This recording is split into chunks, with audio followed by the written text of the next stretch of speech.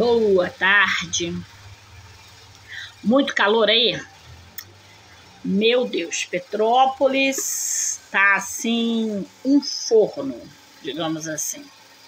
Muito calor, muito calor, muito calor.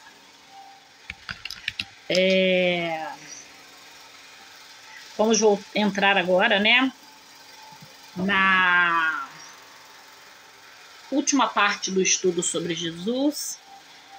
Petrópolis, nesse momento, 32 graus, mas eu acredito que esteja mais. Umidade 47%. Zero de chuva. Muito sol. E a tendência de chover aqui em Petrópolis é só sexta, vira o tempo um pouquinho, só chove no sábado. Fora isso, é muito calor. Muito calor. E assim a gente meio que derretendo, né? Vamos lá? Pai amado, Pai querido, em nome de Jesus, já te agradeço pela oportunidade de mais uma vez ministrarmos o estudo da Tua Palavra. E aqui, Senhor, falando sobre o dono das nossas vidas, o Mestre dos Mestres, o Senhor e Salvador Jesus Cristo. Já te agradeço, Pai, porque falar de Ti é com temor e com tremor. Falar de Ti é muito gratificante. Falar de Ti, meu Pai, não é uma tarefa fácil. Então, eu acredito que o autor, ele meio que precisou muito da Tua direção para poder fazer esse estudo. E nós pedimos a Tua direção para poder acompanhá-lo. E que venhamos reter o que é verdadeiro e o que não for descartar, debaixo da direção do Pai, do Filho e do Espírito Santo de Deus. Obrigada, Senhor, por tudo, em nome de Jesus. Amém? Glória a Deus, vamos lá. Gente, até o computador tá com cheiro de queimado, não tá? Gente, tá um cheiro de queimado aqui. Deixa eu ver o que é. Tem alguma coisa no fogo? Dá uma olhada lá, minha filha, por favor. Eu vou botar aqui a cara pra você não aparecer. Vê se tem alguma coisa no fogo e apaga lá. Eu acho que tem. Eu tenho alguma coisa que tá cozinhando. Apaga lá pra mãe, por favor. Gente, o calor tá de lascar. Até o fogo tá... Apaga aí, por favor. Apagou? Apagou, filha? O que é que eu vou aí? Tá bom, então tá. Vamos continuar aqui. Passa para a mãe poder tirar o celular, posicionar o celular. Vamos continuar estudando a palavra de Deus. Vamos continuar estudando. O Senhor está no controle de tudo, em nome de Jesus. Vamos lá. Nós estudando sobre Jesus, o ministério de Jesus, nós aprendemos aqui algumas coisas, né? Muito importante. Conforme você for entrando, vai dando boa tarde para que eu saiba que você esteja conosco. Você está conosco. Nós falamos da infância de Jesus na primeira parte e nós entendemos que Jesus não foi uma criança normal, porque a Bíblia não vai mencionar muita coisa. Então, né, ele caiu, ele machucou, ele correu atrás. Georgette Borges, seja bem-vinda em nome de Jesus. Vanessa, Patrícia, Marcos, vocês aí da família, da vice-presidência da Eujan, sejam bem-vindos em nome de Jesus. Pastora Regina, seja bem-vinda em nome de Jesus. Que Deus abençoe a paz do Senhor.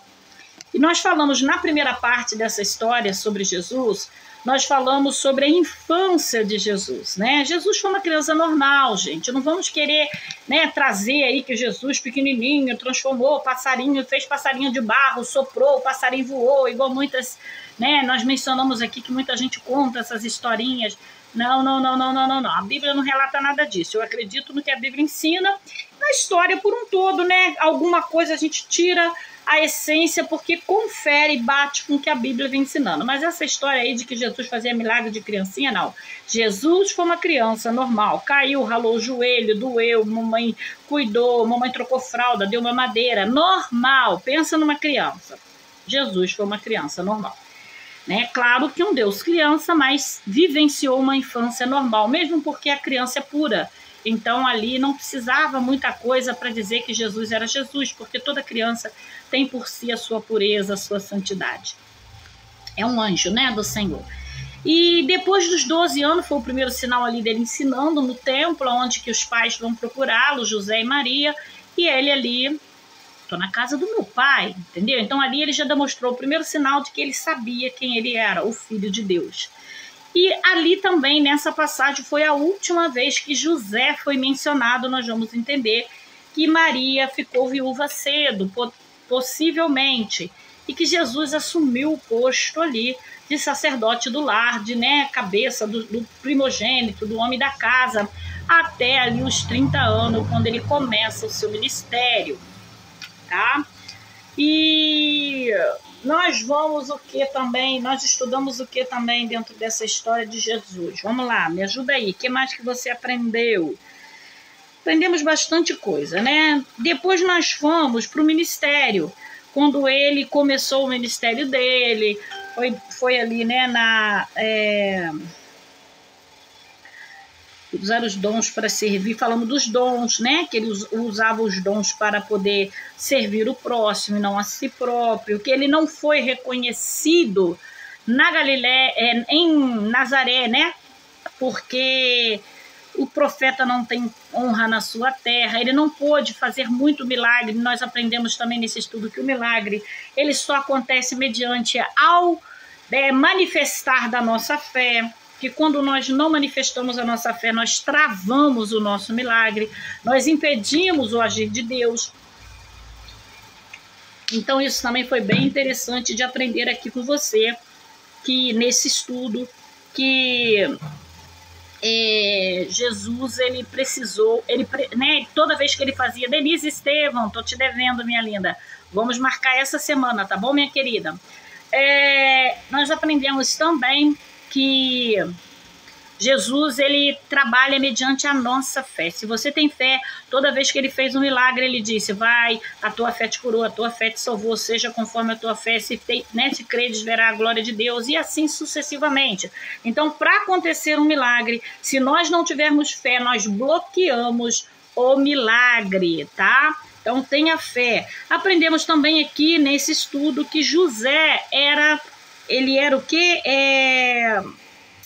Carpinteiro. E vamos aprender que naquela época carpinteiro também vinha do grego tecton, que significa aquele que trabalha com materiais sólidos. E aprendemos também que é bem capaz que ele tenha sido um escultor de pedra ou quem sabe um construtor.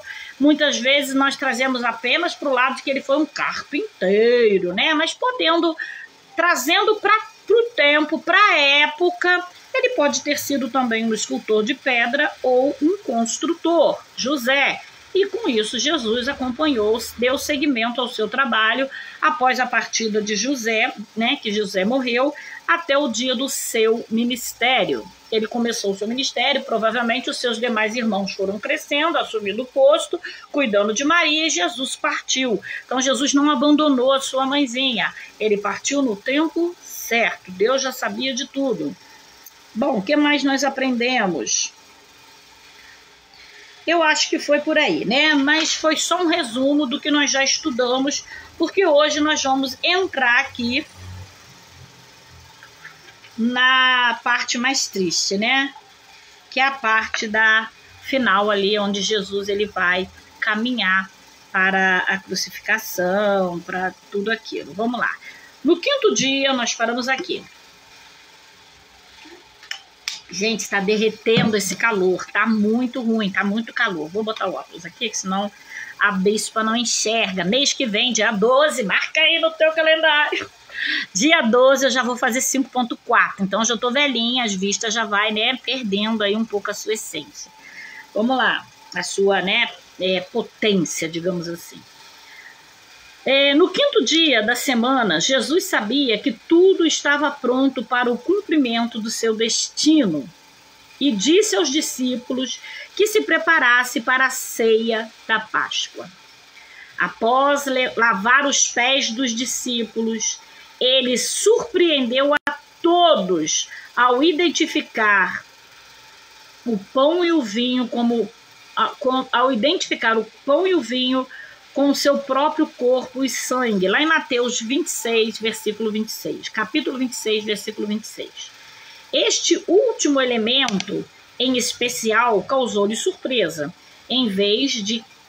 uma vez que a lei proibia o indivíduo de comer sangue, Deuteronômio 12, 23. Os discípulos, poxa, se a lei proíbe comer sangue, Jesus vai falar que esse cálice é o sangue, então a gente está comendo sangue. Eles ficaram meio assim, sem entender, né? Paz, Denise. Foi só depois da revelação do dia de Pentecoste que eles entenderiam que Jesus estava se referindo ao corpo e o sangue numa perspectiva espiritual e não a sua carne e o seu sangue físico. Então, quando nós ceiamos, ontem foi ceia na nossa igreja, nós mencionamos o corpo e o sangue simbolicamente como o corpo e o sangue de Cristo, não é o pão e o vinho, né? Não é vinho, nós tomamos o suco de uva, né? E nós simbolizamos, simbolicamente representa o corpo e o sangue de Cristo. Aqui também foi simbolicamente.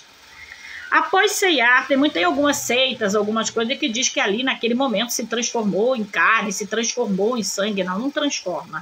Não é transformar, é simbolicamente. Após ceiar, Jesus e seus discípulos seguiram para o jardim do Getsêmani, que ficava na parte baixa da encosta do Monte das Oliveiras, onde se acomodaram para passar a noite. Jesus sabia que seria entregue às autoridades naquela noite e se afastou com Pedro, Tiago e João. Acho lindo isso, que sempre Pedro, Tiago e João, né, é aqueles assim mais apegados, mais chegados a Jesus, né? Paz, Vanessa. Mas aqui as coisas estão chegando atrasadas para mim, né? Mas amém.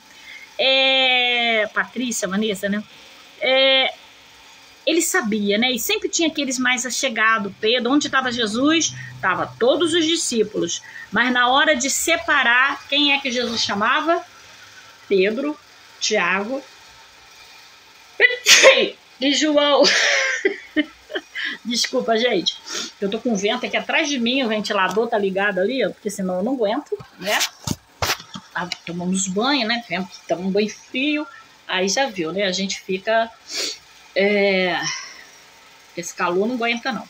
Então, Pedro, Tiago e João, ele sempre acompanhava Jesus, né? Ele era aquele que, aonde Jesus estava, parece que Jesus, não é desfazendo de nenhum deles, mas parece que Jesus via neles, assim, mais fé.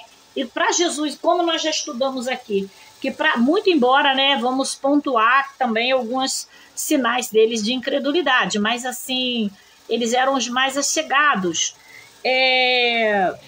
E aqui nós já aprendemos, se você, né, é uma pessoa de fé, ande com quem tem fé, para que o milagre, se você tem fé e anda com quem tem fé, o milagre, a probabilidade do milagre é muito maior. E aqui também no momento de dor, que ele, né, precisou de uma força, porque Jesus precisou, imagina eu e você, né? Quando ele precisou de um abraço, de uma mão amiga, de alguém para orar com ele, por ele, junto com ele, que era o momento final dos seus dias, dos seus momentos, né? De suas horas na terra, ele também chamou Pedro, Tiago e João. Ele chamou Pedro, Tiago e João para poder, em momentos da sua caminhada, para vislumbrar os seus milagres, mas também chamou Pedro, Tiago e João para poder presenciar e ajudá-lo no seu momento de dor. Ali ele chama Pedro, Tiago e João para se prepararem com ele em oração. Não fazendo nenhuma ideia do que aquela noite significava, eles adormeceram enquanto Jesus orava. Aí aqui vai acontecer nesse episódio em que eles... Bom, Jesus está chamando, Jesus já havia chamado diversas vezes, eles já estavam com Jesus em todos os lugares que Jesus chamava, e eles foram, né, tranquilos, sem saber o que aconteceria, e ali eles adormeceram, né, enquanto Jesus orava. Jesus estava muito angustiado, e os discípulos também estavam angustiados, apesar de não saber o que aconteceria. Lucas relata que o suor de Jesus, era como gotas de sangue que caíam no chão. Lucas 22, 44. Gente, eu acredito que os discípulos ficaram angustiados vendo Jesus suar gotas de sangue. e ainda assim adormeceram. Então, eu acredito que o cansaço, né, a angústia deles ali também pode ter sido um fator que o levaram a adormecer. Este é um fenômeno médico, conhecido em casos de grande estresse, e Lucas, sendo médico, foi o único que se interessou por esse detalhe entre os 4 evangelistas, Mateus, Marcos, Lucas e João, a ponto de registrá-lo no seu evangélico. Ou seja, os 4 evangélicos mencionam que Jesus, né, passou por momentos de agonia, mas só Lucas registrou o detalhe dele suar gotas de sangue, e porque ele entendeu o nível de estresse, porque isso é um estudo médico, Lucas era médico, ele entendeu ali o nível elevado de estresse que estava Jesus, amém? Esse era um fenômeno em que a tamanha adrenalina e preocupação fazia com que a pele ficasse extremamente sensível, a tal ponto dos seus poros se rompiam e o sangue entrava em contato com o suor. Certamente isso agravou a dor que Jesus sentiu após o tratamento brutal que os carrascos tiveram com ele, enquanto os açoitavam, ainda naquela noite. Olha só, ainda tem esse fator, né, gente? Olha só que triste. Ele já estava naquele nível elevado de estresse, suando sangue, sensível, angustiado, e isso com certeza ainda agravou a dor que ele sentiu quando os carrascos, os soldados, né, pegaram ele e brutalmente fizeram o que fizeram com ele naquela noite. O fato de Jesus precisar agonizar para fazer a vontade do Pai é a nossa melhor indicação da severidade do seu conflito. Somente uma alma totalmente livre do pecado poderia sentir tamanho horror como sentiu Jesus ao tomar sobre si os pecados de todo o mundo. Primeiro, Jesus foi levado ao sumo sacerdote Caifás. Enquanto Jesus estava lá, Pedro, com Jesus, havia alertado na ceia. Jesus havia alertado Pedro na ceia que ele o negaria. Pedro negou 3 vezes que o conhecia. Os guardas maltrataram e humilharam Jesus, e ele foi examinado pelos oficiais do templo e declarado culpado de blasfêmia. Ao nascer do dia, levaram-o ao procurador romano Pôncio Pilatos, que era o único que tinha autoridade legal para punir Jesus. Pilatos não era tão bom quanto parecia, embora agiu com aparente bondade. Com Jesus, ele acabou consentindo na sua morte, na morte do Senhor, usando Jesus para o benefício próprio em seu relacionamento com Herodes Antipas. Para saber mais, veja, né, a história também de Herodes Antipas, que nós já estudamos aqui.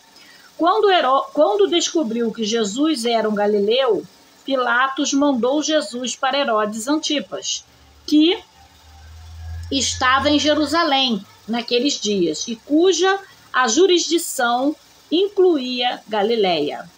Herodes era extremamente supersticioso e ainda estava apavorado porque havia sido instigado a matar João Batista, a quem sabia que era um profeta. Por causa disso, Herodes enviou Jesus de volta para Pilatos. Enquanto isso, os guardas também humilhavam Jesus ao fazê-lo se vestir com manto de púrpura, manto azul, e zombavam dele.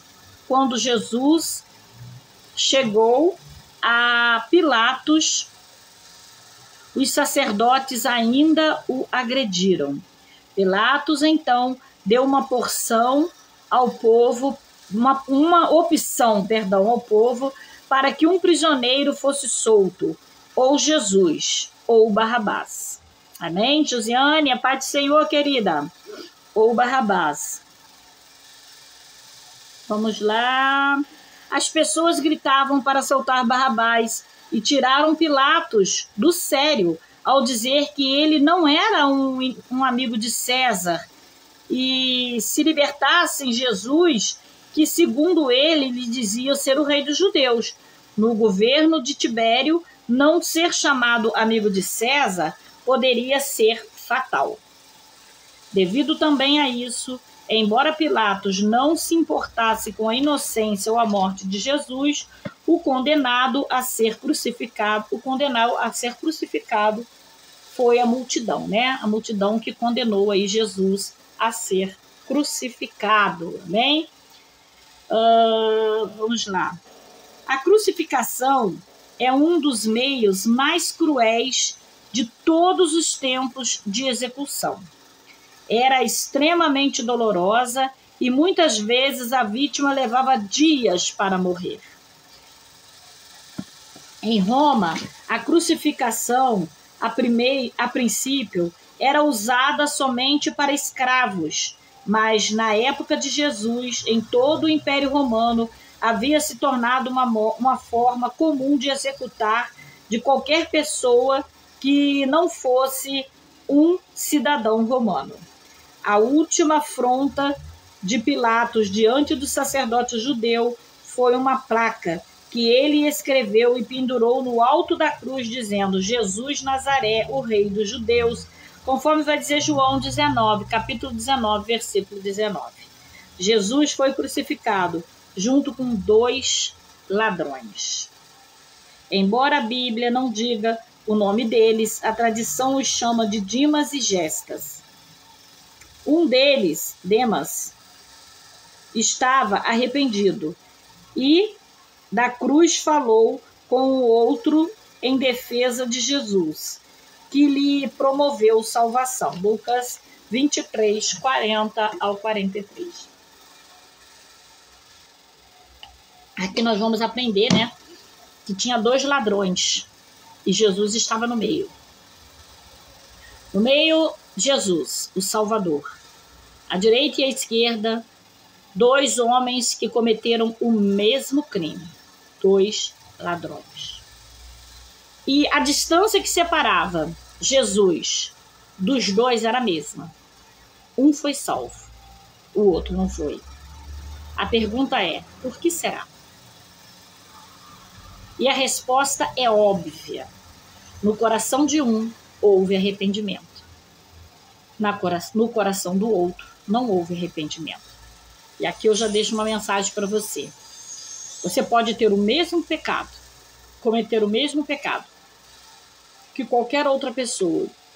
Seu pecado não é motivo para te afastar da salvação, desde que haja no seu coração arrependimento.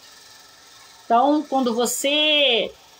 Tem pessoas que dizem, né, que o pecado dela é menor do que o do outro, o pecado dela é maior, o pecado dela é igual.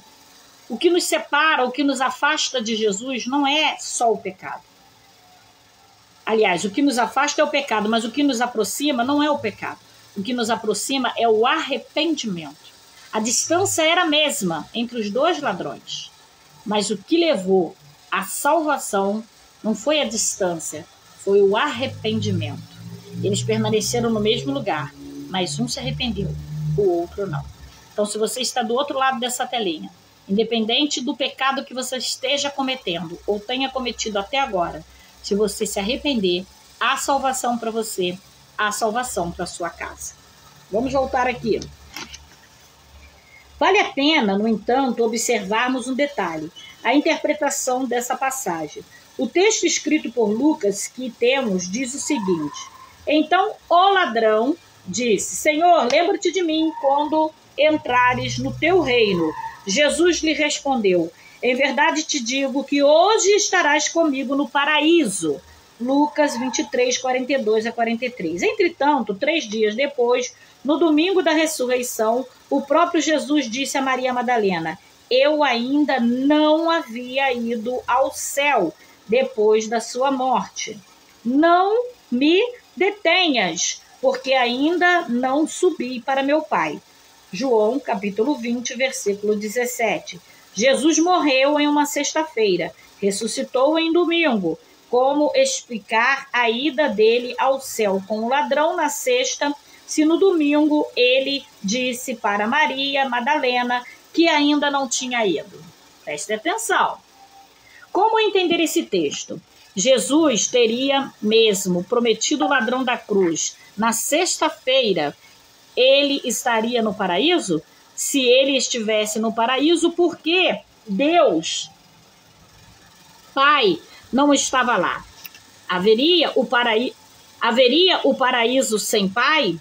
O mais provável é que há uma tradução contemporânea, uma interpretação em relato ao texto de Lucas.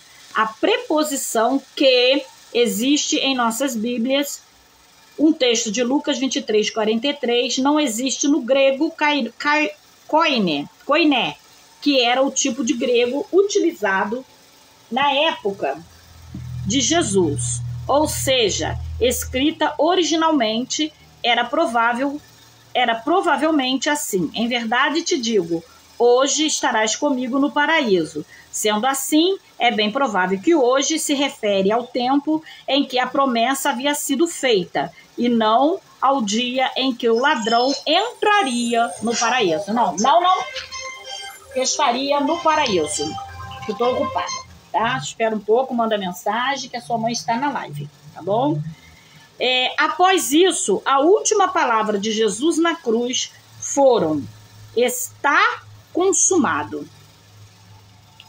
João 19:30, indicando com isso que sua missão estava cumprida. Essa palavra foram ditas com um grito de vitória, depois do qual ele curvou a cabeça e entregou o Espírito. Uma tradução mais literal seria que ele não moveu mais a cabeça e liberou o seu espírito. Liberou o seu espírito. Já desliguei, só um minutinho, Regina, fala que eu já vou atender ela.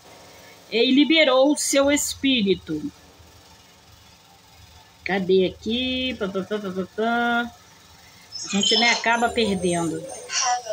Uma tradução mais literal seria que liberou seu espírito, mostrando que essa era um ato de vontade pessoal e não simplesmente uma morte passiva.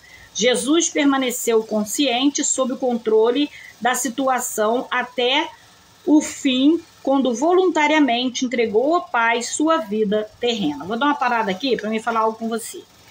É a Gabriela, né? Tá falando com ela aí? Pede pra ela me ligar. Tá, daqui a pouquinho eu ligo para ela. Tá, uns 5 minutinhos eu ligo.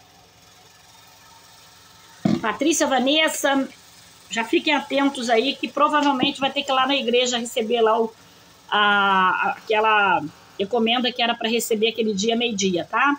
A pessoa que tá ligando aqui deve ser para isso. Vamos lá. Eu vou ver aqui e confirmo com vocês no WhatsApp.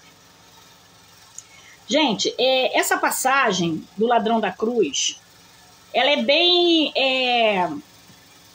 teologicamente debatida, né? Pessoas estudam ela e cada um traz um entendimento. Mas nós vamos entender claramente que quando Jesus ele diz: hoje mesmo estarás comigo no paraíso, por isso que temos que estudar algumas traduções, né, do grego, né, que nos explica o tempo. O tempo, às vezes, que Deus diz hoje, é no tempo presente. Vou dar um exemplo aqui para você. Poxa, eu era né, uma pessoa que fazia tantas coisas erradas. Hoje eu sou uma mulher de Deus. Eu tô querendo dizer que só hoje, no dia 13/11, que eu sou uma mulher de Deus? Não. Hoje, do tempo presente. Então, ali na cruz, ele disse provavelmente ao ladrão assim: hoje mesmo estará comigo no paraíso, podendo dizer: a partir de agora você é uma pessoa salva. Porque ele ainda fez um processo. Ele foi ao inferno, recolheu a chave. Ele não ia levar ladrão deixar lá para depois fazer todo esse processo? Porque quando ele veio e ressuscitou, ele disse o que para aquela mulher? Não me toque, porque ainda não ascendi, não subi ao paraíso, ao trono do meu pai. Então ele ainda não podia ser tocado. Então houve o processo dele, o inferno, tirar a chave. Então é um processo que nós temos que aprender a estudar para não sair aí falando de qualquer jeito, né? Aí sim, depois, né, ele permitiu-se ser tocado. Uma fração de segundo para Jesus, para Deus, que é um Deus, principalmente depois de ter ressuscitado, que é um Deus onisciente, onipotente, onipresente, milhões de coisas podem ter acontecido. Então, por isso é importante o estudo, amém? Para encerrar, como essa crucificação ocorreu em um dia de sexta-feira e ter alguém na cruz no dia de sábado era considerado uma abominação para os judeus, Pilatos permitiu a remoção do corpo das cruzes antes de pôr do sol da véspera do sábado sagrado dos judeus. Quando isso precisava acontecer, a maioria das vítimas sempre ainda estava viva. E por isso, sempre estava vivas. E por isso, suas pernas precisavam ser quebradas. Com isso, acontecia o que era chamado de crucificação, que é a morte por asfixia. Os pés das vítimas ficavam presos na cruz, normalmente eram pregados, e a posição desconfortável na qual a vítima ficava colocava pressão no seu peito, interrompendo a entrada de ar nos pulmões. Então a vítima firmava as pernas nas bases onde os pés eram pregados, impulsionando o corpo para cima, inclinando assim a expressão para conseguir inspirar novamente. Esse processo poderia se entender por dias, causado um sofrimento terrível, até que finalmente os músculos das pernas ficavam... Os músculos da perna ficavam muito fracos, levando a vítima, nesse momento, finalmente a morrer, quase sempre asfixiado. E isso não aconteceu com Jesus, pois ele foi crucificado às 9 horas da manhã e às 3 da tarde, entregou o Pai o seu Espírito, Marcos 15, de 25 a 34. Quando percebeu que Jesus estava morto, o soldado não quebraram suas pernas, mas cravaram uma lança nele para terem certeza que ele estava morto. Contudo, cumpriu-se a profecia de que nenhum dos seus ossos haviam quebrado, Salmo 34, 20, e de que seu lado seria transpassado, Zacarias 12, 10. Uma vez que Jesus estava morto, os romanos deixaram José de Arimateia, um judeu rico e um discípulo secreto, levar o corpo de Jesus para o sepultamento em um túmulo que havia feito para si mesmo. Como sabiam sobre os ensinos de que Jesus ressuscitaria, os sacerdotes insistiram para que Pilatos colocasse guardas no túmulo, com medo de que os discípulos e os judeus soubessem do seu corpo e afirmassem que ele havia ressuscitado, Mateus 27, 62 em diante.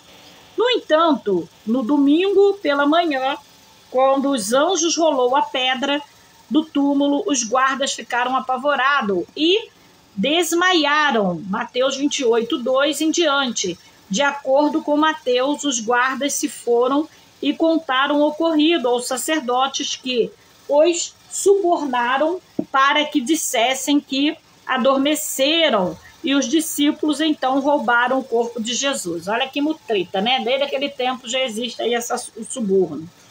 Se os discípulos tivessem roubado o corpo, seria impossível uma história dessa ter sobrevivido por tanto tempo, não é verdade? Se fosse mentira, mais cedo ou mais tarde, alguém teria encontrado o corpo, deixaria essa verdade escapar. A maior prova da ressurreição é a fé dos discípulos, que morreram praticamente todos eles martirizados por causa da fé ao Evangelho e na ressurreição de Jesus. Tu acha que eles morreriam? Eles entregariam o corpo, né, e salvariam as suas vidas. Ninguém morreria por uma mentira. a intensidade com que o cristianismo imediatamente começou a se espalhar, a força com que ele sobreviveu por mais de 2 milênios, são prova inquestionável de que o que estava em questão ali era consideravelmente mais do que uma simples mentira.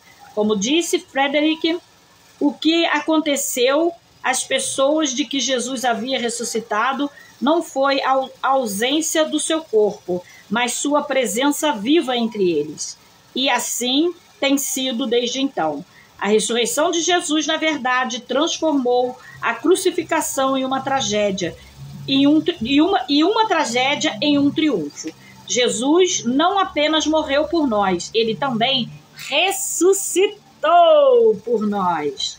Jesus teve um ministério pós-mortes e pré-ressurreição, depois da morte e antes da ressurreição. Esse ministério ocorreu no Hades, como é afirmado em diversas passagens bíblicas do Novo Testamento, como, por exemplo, em Efésios 4, de 8 a 10, 1 Pedro 3, de 18 a 20, 4, 6. O ministério de Jesus foi de redenção, chamado também o ministério da descida.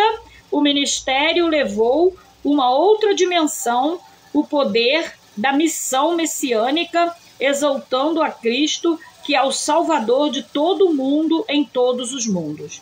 Depois da ressurreição de Jesus, um grupo de aproximadamente 500 pessoas viram por um período de 40 dias o Senhor Jesus na terra. Essa aparição terminaram com a sua ascensão, que por sua vez deu início a uma nova era, caracterizada pela presença do Senhor no céu, em benefício ao seu povo, Hebreus 9, 24.